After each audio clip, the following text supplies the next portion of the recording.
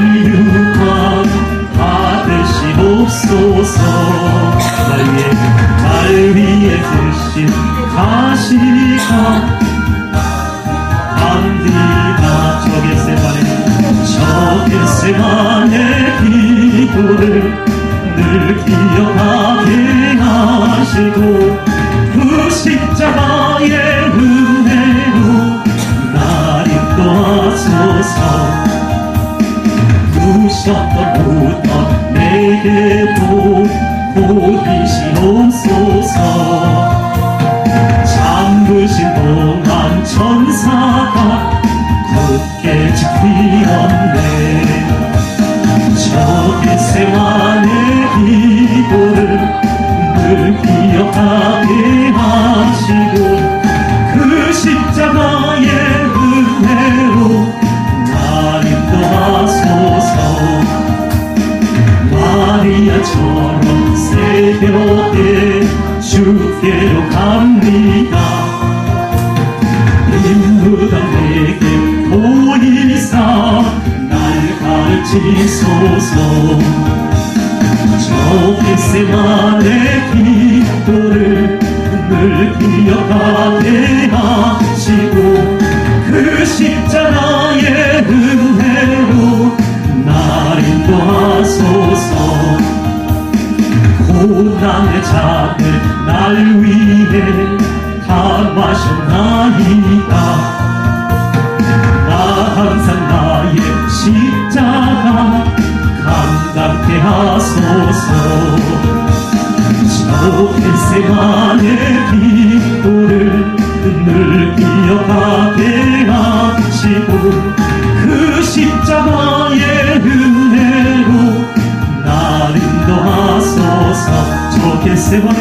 저 겟세마네 기도를 늘 기억하게 하시고 그 십자가의 은혜로 날 인도하소서.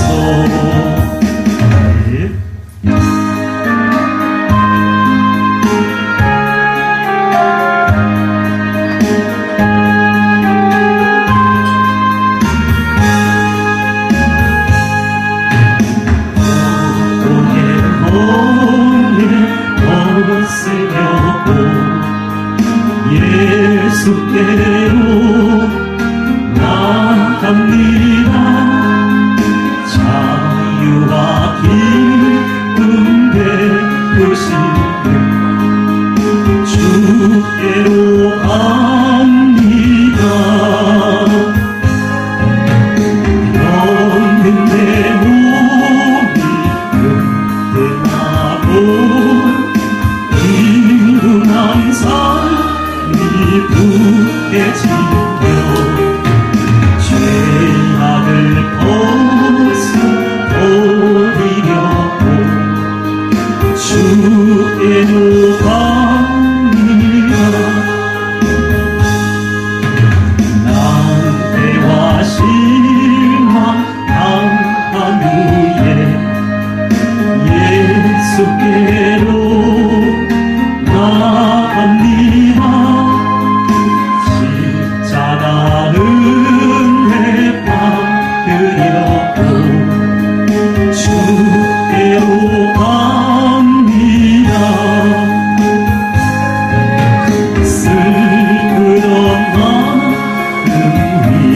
위로받고 희생의 주가 찬양하며 영광의 찬송 부르려고 주께로 갑니다.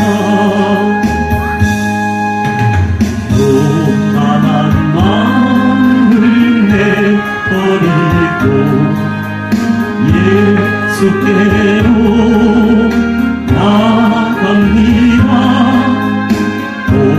대신 말씀 받으려고 주께로 갑니다. 실망한 이름 힘을 얻고 예수 예수의 크신 사랑과 하늘의 기쁨 보려고 예수 합니다.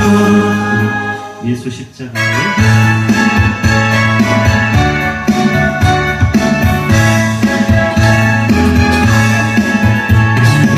십자가에 뿌린 피로써 그대를 지키어 있는가 마음속에 능력은 그대를 참으지 않는다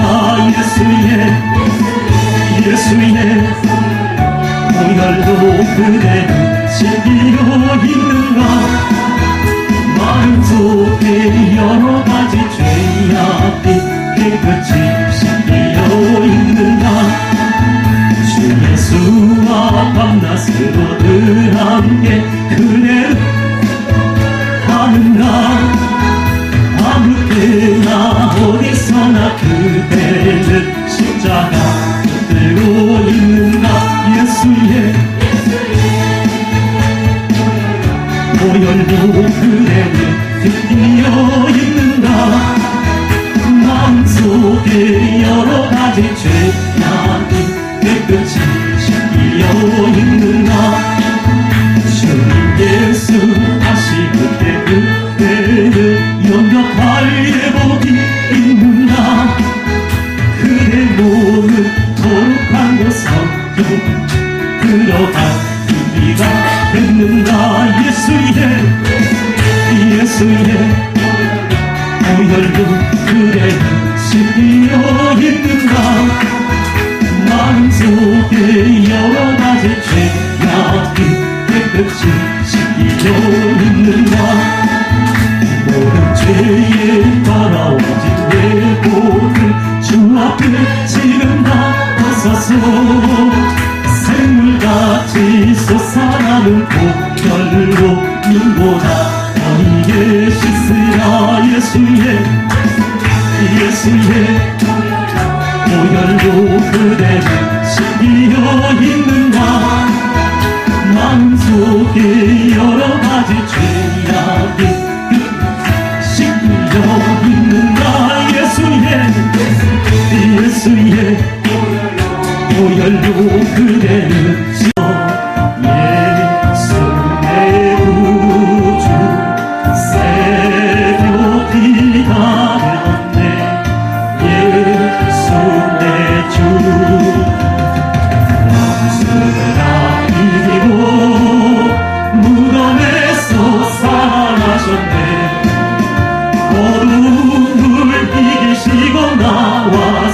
성도와 함께 길이 다스리시네 사셨네 예수 다시 사셨네 헛되이 지키네 예수 내 구주 헛되이 통하네 예수 내 주 원수를 다 이기고 무덤에서 살아나셨네 어둠을 이기시고 나와서 성도와 함께 길이 다스리시니 사셨네 예수 다시 사셨네 걷기도 가둔네 예수 내 구주 우리를 살리네 예수 내 주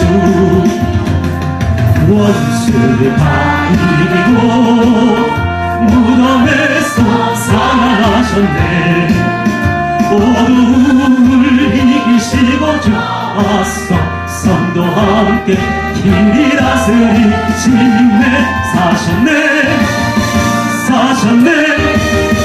예수 다시 사셨네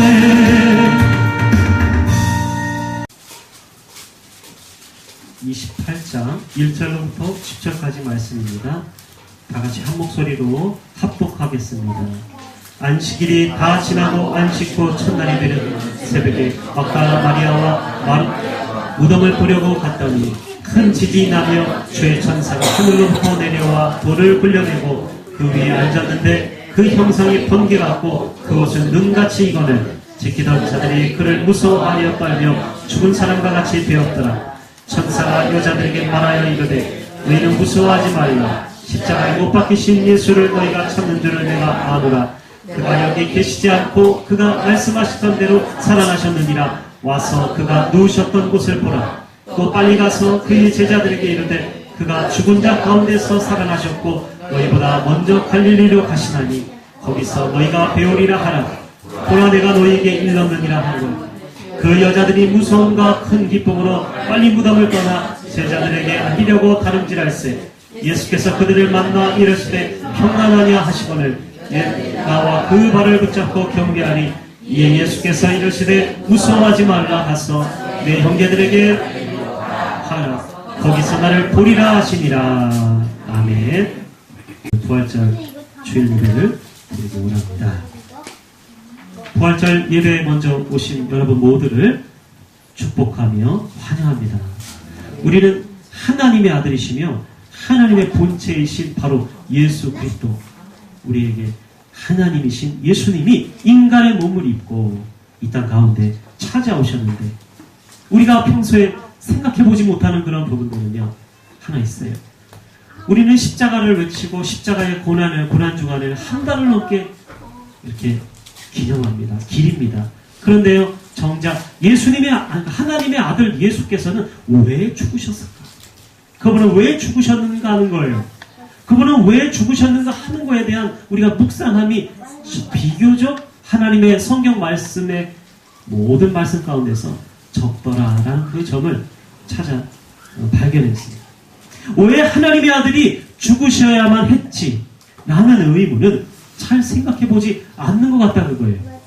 우리는 그저 원리 원칙처럼 돌아가는 쳇바퀴처럼 매번 부활절을 맞이하고 매번 성탄절을 하고 추수감사를 하고 그러한 예식 가운데서 우리가 그렇게 보내진 않는가. 그런 참된 의미 가운데서 정말로 예수님은 왜 부활하셔야만 했는가? 왜 먼저는 죽으셔야만 했는가? 죽을 것을 알고도 오셨다는 것이에요. 예수님은 죽을 것을 알고 오셨다는 것이에요. 왜 하나님은 예수님을 십자가에 못 박혀 죽는데 내버려 두셔야만 했는가? 라는 것이에요. 우리 다른 사람이 죽으면 안 됐을까요? 이순신 장군이나 김유신 장군이나 무슨 우리가 알고 있는 그런 성인들이 대신해서 예수님을 대신해서 죽으면 안 됐는가 그거예요. 왜 꼭 하나님의 아들이 죽으셨을까요? 우리가 그 정답은 성경에 나와 있죠. 요한일서 3장 5절의 말씀은 찾진 않겠습니다. 그가 우리 죄를 없애려고 나타나신 것을 너희가 아노니, 다시요. 그가 우리 죄를 없애려고 나타나신 것을 너희가 아나니 그에게는 죄가 없느니라 라고 나옵니다. 빌라도가 대제사장들과 무리에게 이르되 내가 보니 이 사람에게는 죄가 없도다. 누가복음 23장에 그렇게 나와 있어요. 예수님에 대해서 묘사를 하고 예수님에 대해서 소개를 하고 예수님을 흠잡고자 쫓아다녔던 많은 유대인들이 예수님에게 죄를 묻고자 예수님에게 죄를 뒤집어 씌우고자 했지만 그분은 스스로 인간들의 죄를 짊어지러 오신 것이지 사람이 그 사람을 흠해서 모해해서 그 사람에게 죄를 뒤집어 씌우려고 해도 그 사람은 죄가 없다라는 것이에요. 빌라도가 찾고자 했으나 많은 사람들이 외쳤어요. 이 사람은 죄인이고 이 사람은 자칭 유대인의 왕으로서 하나님의 아들이라고 거짓말치고 사기치니까 이 거짓말을 들어보시오. 빌라도는 재판을 할 수밖에 없었어요. 그래서 많은 사람들은 이 얘기하는 것을 가지고서 죄를 찾고자 했던 거예요. 그러나 죄는 없다. 아예 나중에 손을 씻어요. 자기가 벌 받을까 봐. 왜요? 죄가 없는 사람을 죄인으로 정죄하여서 그 사람을 십자가에 못 박게 죽게 해버리거든요. 그러니까 나는 이 사람과 상관이 없느니라 그러고 물동이를 가져다가 물에 손을 씻어요. 그러나 얼마나 그 이름이 흉악한 이름으로 등재되어 있어요. 사도신경 본디오 빌라도에게 고난을 받아서 수천만 명의, 수억 명의 믿는 그리스도인들이 이 사도신경을 외우면서 본디오 빌라도 라고 했다라는 것이, 우리가 이사야서 53장을 좀 찾아봅니다. 이사야 53장 2절의 말씀입니다. 구약 성경의 이사야 53장 2절에 있는 말씀, 2절 말씀입니다. 같이 읽어봅니다. 시작. 주 앞에서 자라나기를 많은 뿌리 같았어 몸 모양도 없고 풍채도 없으니즉 우리가 보기에 흠모할 만한 아름다운 것이 없도다. 어떤 사람들은요, 주님을 목수의 아들로서, 또 자칭이 아니라 그는 목수의 아들로서 목수로서 태어났다는 거예요. 목수의 일을 했어요. 그도 또한 목수의 일을 하고 노동자의 반열에 들어가서 같이 일을 하는 사람으로서 그는 근육맨이었었거든요. 뭐 이러는 거예요. 세계 각지에서 많은 사람들이 예수님의 성화를 그리고자 그려보지만, 참으로 재밌는 것은 한국 사람들은 색동옷을 입혀놓고 예수님에게, 흑인들은 예수님의 얼굴이 까맣게 그리고, 또 유럽 사람들은 머리 색깔이 그냥 번쩍번쩍한 그 금색으로 그리고 하얀색으로도 그려놓고 막 이랬다라는 것이, 예수님의 모습이 제각각 틀려요. 그런데 예수님을 성경에서는 어떻게 묘사합니까? 오늘 53장 2절에 하지만 성경은 사람들 보기에도 흠모할 만한, 무슨 얘기예요? 흠모하다. 아, 저 사람 아름답다. 저 사람 멋지다. 잘생겼다. 멋있어 보이는 세상적인 눈으로 볼 때는 잘생기고 훤칠한 청년의 모습이 전혀 아니었다라는 거예요. 흠모할 만한 그 어떤 모습도 찾아볼 수가 없더라라는 것이죠. 성경이 말하는 예수님의 모습은 외형적인 면만을 묘사하고 있지는 않아요. 그 53장 2절의 말씀을 보면 예수님의 풍겨져 나오는 어떤 내면적 이미지를 묘사를 하고 있다는 것이죠. 이처럼 사람들 앞에 그분은요, 위협적이지도 않아요. 이거 제가 이제 이해하기는요, 이 말씀을 가만히 보니까요, 위협적이지 않다 그거예요. 울그락불그락하게 생기지도 않으셨어요. 공격적이지가 않아요. 그 성격이 오히려 감싸줄 것만 같은, 내가 슬프면, 내가 아프면 얼른 달려와서 나를 안아주고 눈물을 뚝뚝 흘려줄 것만 같은 그 눈망울, 그런 이미지로 보이더라는 거죠.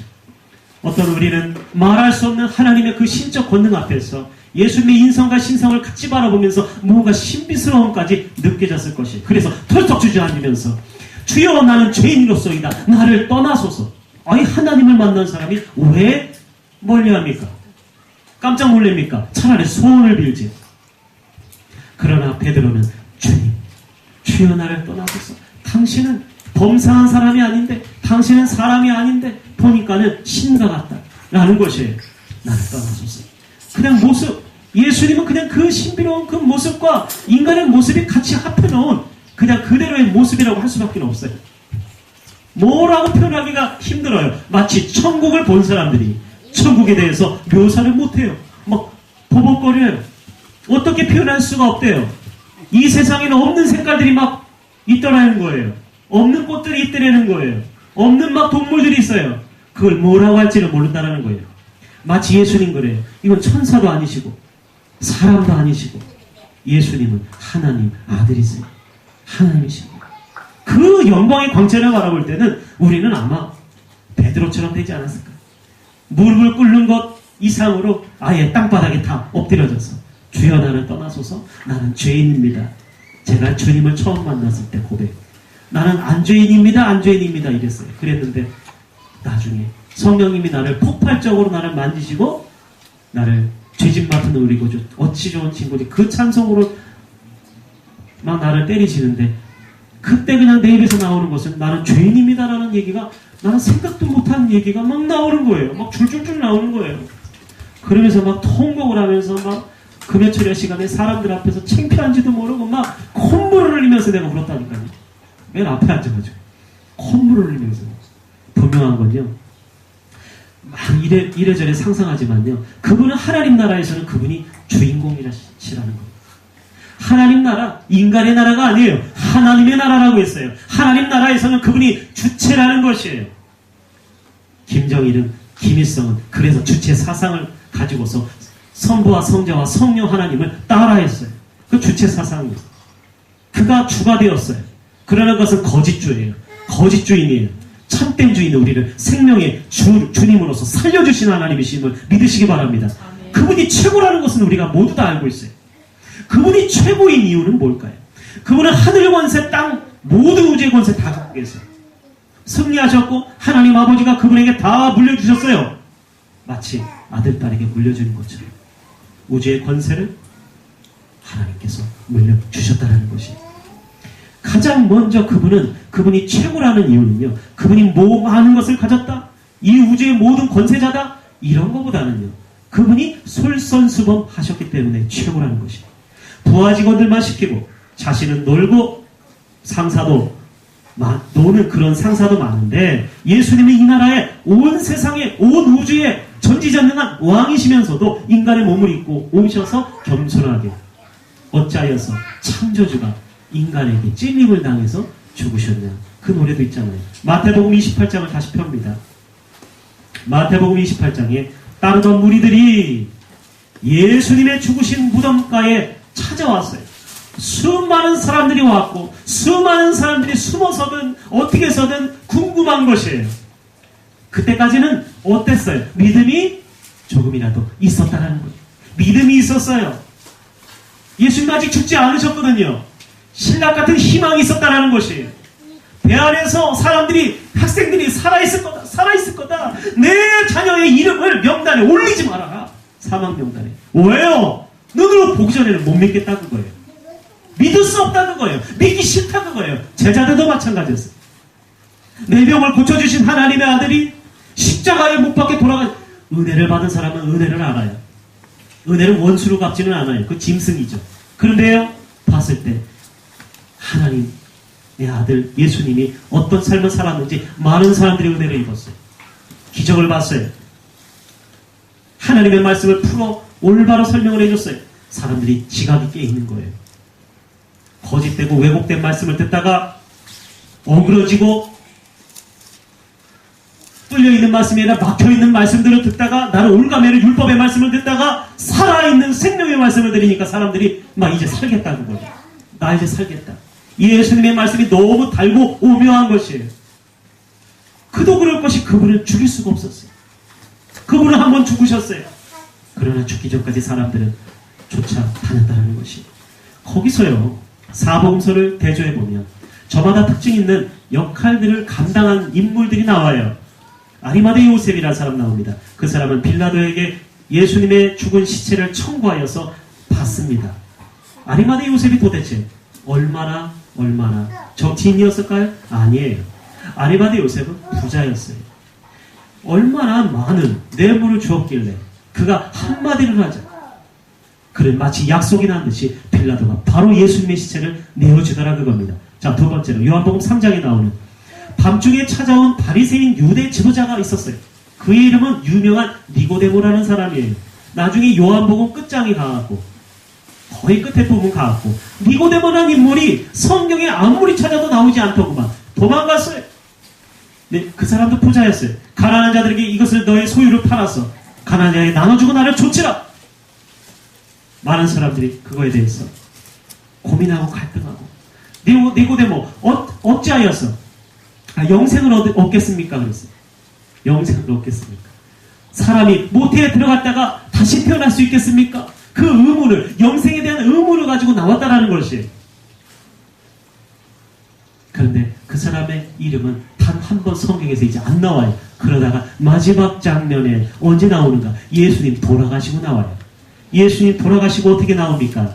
바로 성경에서는 이렇게 나옵니다. 예수님 죽으신 후에 모량과 침향 섞은 것을 100리트라쯤 가지고 왔었다라고 성경은 증명해주고 있어요. 증언해주고 있어요.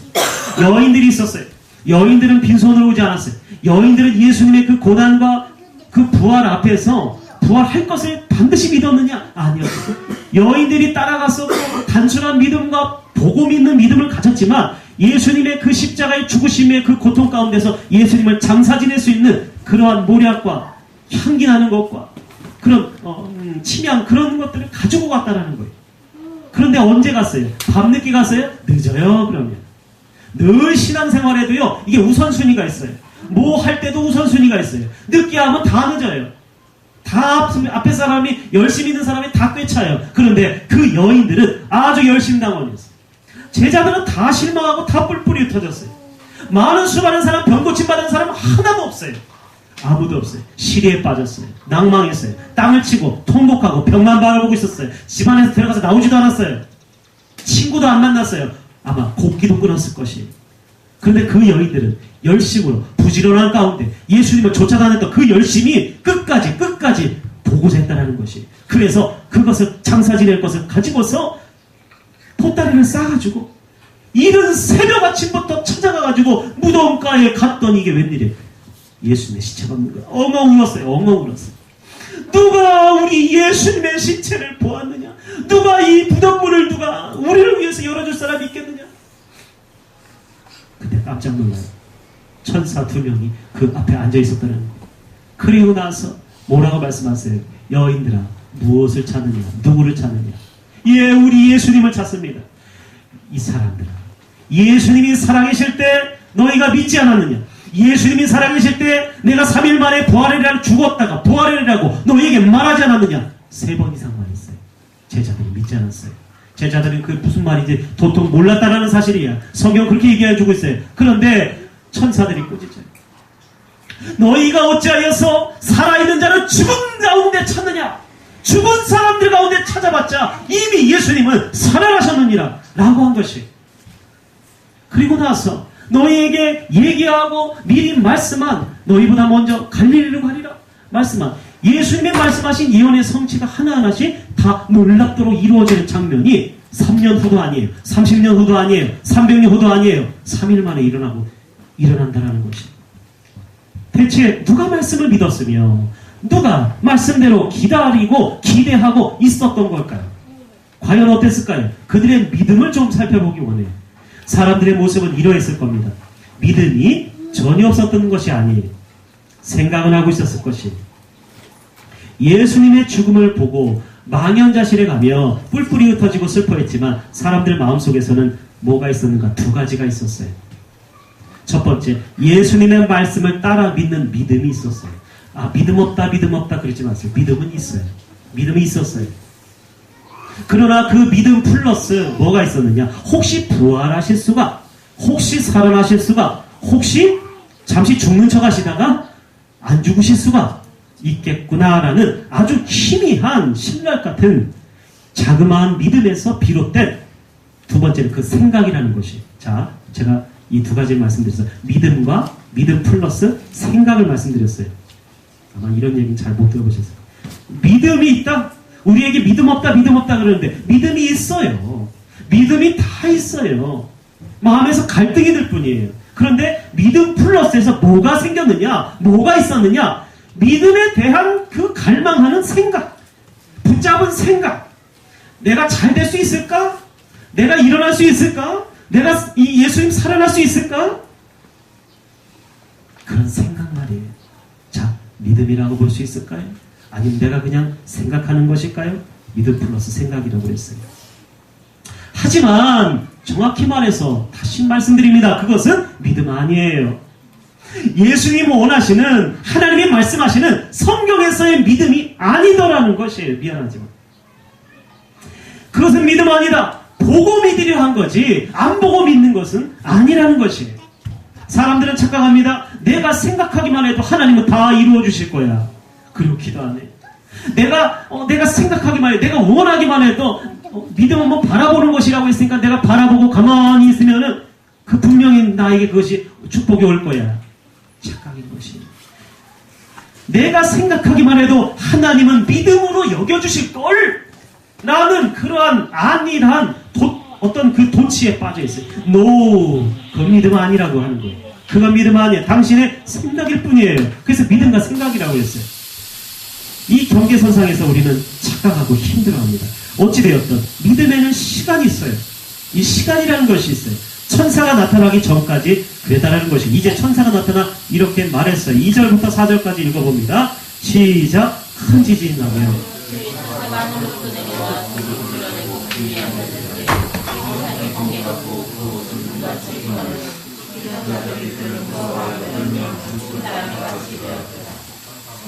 계속했습니다. 천사가 여자들에게 말하여 이르되 너희는 무서워하지 말라. 십자가에 못 박히신 예수를 너희가 찾는 줄을 내가 아노라.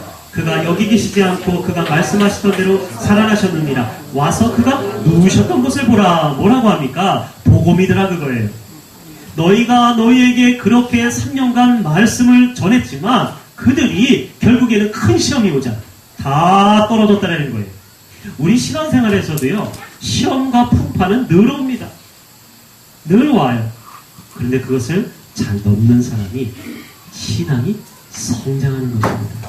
그런데 나는 시험, 나는 고난 싫어요 뭐 이러면서 늘 피해가는 사람이 있어요. 이러면 나중에는 뒤처지게 돼 있어요. 이러면 뒤처져요. 보고 믿으라 그거예요. 천사들이 이제 누우셨던 곳을 너희가 눈으로 보라 그랬어요. 살아나셨다. 왜 상자 가운데 죽은 사람을 찾느냐? 예수께서는 여기 이미 안 계시다 그거예요. 87절 말씀자가 있습니다. 또 빨리 가서 그의 제자들에게 이르되 그가 죽은 자 가운데서 살아나셨고 너희보다 먼저 갈릴리로 가시나니 거기서 너희가 배우리라 하라. 보라 내가 너희에게 일렀느니라 하거늘 그 여자들이 무서움과 큰 기쁨으로 빨리 무덤을 떠나 제자들에게 알리려고 다름질하세. 9절 10절 같이 있습니다. 예수께서 그들을 만나 이르시되 평안하냐 하시거늘 여자들이 그 발을 붙잡고 경배하니 이에 예수께서 이르시되 무서워하지 말라. 가서 내 형제들에게 갈릴리로 가라 하라. 거기서 나를 보리라 하시니라. 예수님의 부활절을 맞이하여서 몇 가지 사항을 정리해서 말씀드리고 말씀을 맺고자 합니다. 자, 예수님은 살아나셨습니다. 예수님은 부활하셨습니다. 예수님의 부활하신 것은 우리에게 첫 열매가 되고자 하심이라고 말씀하셨습니다. 그러므로 우리가 믿는 사람들은 죽지 않고 예수님처럼 부활할 줄로 믿습니다. 여러분들에게 부탁드리고 싶은, 강조하고자 싶은 몇 가지 사항을 말씀드리고 오늘 말씀을 맺고자 합니다. 첫 번째, 예수님이 어떻게 해서 죽으시고 누가 예수님에게 그렇게 한 배경과 배우가 누구인지를 여러분 반드시 묵상하시고 찾아보시고 생각해 보시기를 간절히 부탁드립니다. 누가 어떻게 언제 누구의 손에 의해서 예수님을 죽이셨을까? 여러분이 자그마한 거 가지고도 억울해하는데 예수님의 죽음 가운데서는 더한 것이 있지 않겠습니까? 남의 일이라고 생각하지 마시고 예수님은 대체 어떻게 해서 죽으시고 누가 예수님에게 그렇게 한 배우가 누구인지를 생각해 보시면 여러분이 성경을 꿰뚫어서 볼 수 있는 은혜가 있게 될 줄로 믿습니다. 자, 두 번째로는요, 이 얘기를 안 할 수가 없었어요. 세월호 침몰 사건은 앞으로도요 큰 혼란을 줄 가능성이 아주 농후합니다. 지금 많아 보여요. 호시탐탐 국가 운영에 있어서 불만을 품거나 늘 반대 입장을 취해왔던 많은 사람들이 있습니다. 잠자는 것 같지만 그 사람들은 죽은 사람도 아니고 살아있는 사람들이죠. 이 사건을 계기로 국민 반정부 여론으로 몰아갈 것이 뻔해 보여지기 때문입니다. 이 사항을 염두를 해두시기를 부탁을 드립니다. 이것은 예수님을 첫 번째 왜 예수님 사건을 보라라고 말씀드렸냐면요, 비슷해요. 세 번째요, 예수님은 민중에 의해서 죽임당하셨습니다. 민중, 바로 백성의 손, 백성의 손. 민주주의가 들어온 이래로 다수의 사람들이 옳다라는 매우 위험하고 잘못된 판단 방식이 힘을 얻고 있어요. 다수의 사람들이 생각하는 것은 옳다라는 것이에요. 그게 민주주의의 어떤 폐해예요. 다수의 사람들이 그 위험함에도 불구하고 잘못된 생각임에도 불구하고 밀어붙여요. 왜? 힘이 있어 보이니까. 힘이 있어요. 많은 사람들이 모이면. 그래서 여론몰이를 해가요. 여론몰이를 항상 해갑니다. 여론몰이를 해갖고 그 사람을 잡아 죽여요. 그게 예수님 사건이에요. 자, 마찬가지예요. 계속 그래왔어요. 대한민국 계속 그래왔어요. 자, 힘을 얻는, 그들의 생각이 잘못되고 위험하지만 그것을 힘을 얻는 세상이 바로 지금 우리가 살고 있는 세상이라는 것이에요. 어떤 것이요? 다수의 사람들의 생각에 여론몰이가 힘을 얻게 되는 것이 바로 우리가 살고 있는 이 가시밭길이라는 거예요. 그런 점을 우리가 명심하자. 자, 그런 의미에서 그런 점을 명심하여서 네 번째로는요. 마지막입니다. 그리스도인으로서 책무와 본분을 잊지 마셔야 되겠습니다. 그리스도인은요, 세상의 기준이 아니고 이 세상을 만드신 하나님의 말씀이 기준이 되어야 합니다. 자, 하나 더 있네요. 마지막 5번째. 우리 지금 시기가 더욱 기도할 때인 줄 믿습니다. 마귀는 혼란한 틈을 타서 들어옵니다. 정확하고 말씀의 기준에서의 판단이 아니에요. 말씀에 서 있지 못하면 여론과 다급한 안건을 가지고서 공격해 들어올 터인데 국민을 흔들려고 할 것이에요. 그때 되면 이미 늦습니다. 거기에 빠지지 마시기 바라는 것이에요. 미리 대비하셔야 됩니다. 우리가 말씀으로 대비해서 신앙생활 가운데 우리를 지켜내듯이요. 우리가 이러한 부분에서 말씀에 서 있는 자들이 세상을 판단할 줄로 우리는 성경이 그렇게 말하고 있어요. 세월호가 그렇게 된 것은요. 선장과 선원들이 사고에 대해서 미리 대비한 그런 훈련에 대해서 불충분했기 때문이에요. 훈련을 소홀히 했기 때문인 그런 요소도 있다라는 것이에요. 원인이. 미리 사고에 대비하고 훈련만 하였더라면 많은 생명을, 지금보다는 더 많은 생명을 살렸을 것이라는 것이죠.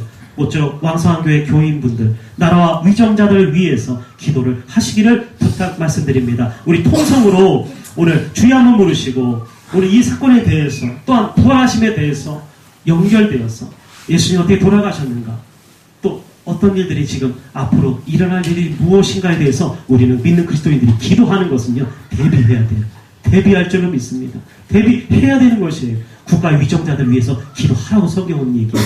우리 통성을 한번 주여 한번 부르시고 우리 이 나라 이 땅 위해서 기도합니다. 주여! 할렐루야. 하나님 아버지 감사합니다. 행복을 다스려 주시옵시고 하나님이 다스려 주시기를 원합니다. 하나님의 생각을 다스려 주시기를 원합니다. 도와주시기를 원합니다. 마귀 곳에 떠나버리게 하여 주시옵소서. 예수의 피로 떠나갈지어다. 예수의 권세로 떠나갈지어다. 예수의 이름으로 싹 떠나갈지어다. 하나님이여, 아버지 쫓아내고자 주시옵시고 하나님의 사람들을 모아서 하나님의 교회를 지키고 하나님의 가정을 지키고 이 나라의 땅을 지켜갈 수 있도록 하여 주시기를 원합니다. 수많은 사람들이 기도하고 수많은 아버지 이 땅의 지상의 교회들이 기도하고 하나님 주의 성도들이 기도하여서 이 나라의 땅 지켜내길 수 있도록 도와주시기를 원합니다. 믿는 자의 가정을 지키기 원합니다. 믿는 자들의 마음을 지키기 원합니다. 심중을 지키기 원합니다. 심령이 아버지 하나님, 우리가 생명이 그러니 아버지 하나님 심령에서 난다고 말씀하셨듯이 하나님의 우리의 마음과 생각을 지킬 수 있도록 도와주시옵소서. 마귀로부터 자유로울 수 있도록 하여 주시옵소서. 회개할 수 있도록 하여 주시옵소서.